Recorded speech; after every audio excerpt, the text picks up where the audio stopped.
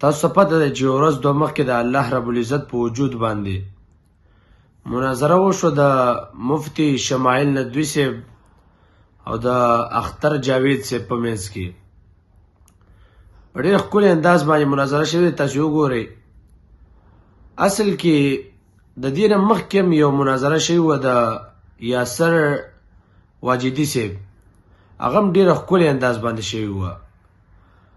دا الحاد اصل کې مغالطه را اوس چې په دې وخت کې الحاد ساینټیفیک الحاد دی، په دې کې دا بحث شوی دی. او الله رب العزت اسلام له، الله رب العزت دغه مفتی شمایل صاحب له ډېر یو عزت ورکړه، ځکه چې تر الله رب العزت په نوم باندې د الله رب العزت په وجود باندې ته مناظره کې، ته مباحثه کې، خامخا ډیفینټلی به الله رب العزت تعالی صدر کوي. ګوره دوه قسمه مناظرې دي، یو په اصول مناظره ده، بل په فروع مناظره ده. فروع دې ته ویل کېږي لکه مثلا رفع الیدین شته او که نه، قرات خلف الامام شته او که نه، داسې مناظرې دا هم صحیح ده، لیکن د دې نه په دې دور کې، د دې دور جدید کې په الحاد باندې کار کول پکار دي. چې الحاد څه ته ویل کېږي؟ الحاد د الله رب العزت په وجود باندې، دغه رنګې حضرت آدم علیه السلام باندې، آخرت باندې، دوزخ او جنت باندې، د الله رب العزت په دې احکامو باندې، په دې باندې کار کول پکار دي. ځکه چې تقریبا په دنیا کې تاسو وګورئ، په چاینا کې 40 لاک کسان دا الحاد طرف ته تللي دي، 40 لاک، اوس نور هم روان دي.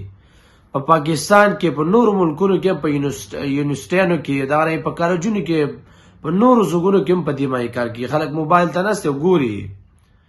نو اصل شی دا الحاد دی. ګوره مدرسه دا بعینه اسکول دی، او اسکول بعینه مدرسه ده، دا دواړه یو شی دی، دواړه کې یو مسلمانان دي، کفار پکې نه دي. لیکن ذهن سازي د خلکو داسې کېږي چې ګویا دا مدرسه ځان له شی دی، اسکول ځان له، کالج او یونیورسټي ځان له شی، دا داسې نه ده. خو بهرحال الله رب العزت قرآن مجید کې فرمایي قل جاء الحق وزهق الباطل ان الباطل كان زهوقا. چې کله حق راشي نو بیا باطل درې کېږي، بیا باطل تختی. دقه رنګې الله رب العزت مفتی شمایل ندوي صاحب ته الله رب العزت ډېر عزت وکړ. دا عزت دا دغه ذاتي نه دی، دا عزت دا د اسلام عزت دی. دې نه مخکې مفتی یاسر واجدي صاحب له الله رب العزت عزت ورکړی، او دا هم د اسلام د دواړه په اصل کې د دواړه هیروګان دي. دا نورې مناظرې کې دا په دې نن سبا مناظرونه کم چې په دې فروعو کېږي، تاسو وګورئ د دې فروع مناظرونه هغه ملحد چې اخوا طرف ته ناست دی جاوید اختر، دغه د دې زمونږ مناظرین نه ښه دی، ځکه چې کنزل نه کوي، په اصولو باندې خبره کوله، په دې اصولو په موافق مناظره وکړه. نو ځان کې صلاحیت دا ساینټیفیک الحاد، د الحاد چې کوم د الحاد اقسام دي، په دې باندې کار وشي، په زیاده دې باندې چې په فروعو کې سړی کار وکړي. د دې نه دا ښه ده چې سړی په الحاد کې کار وکړي، دا د دې وخت تقاضا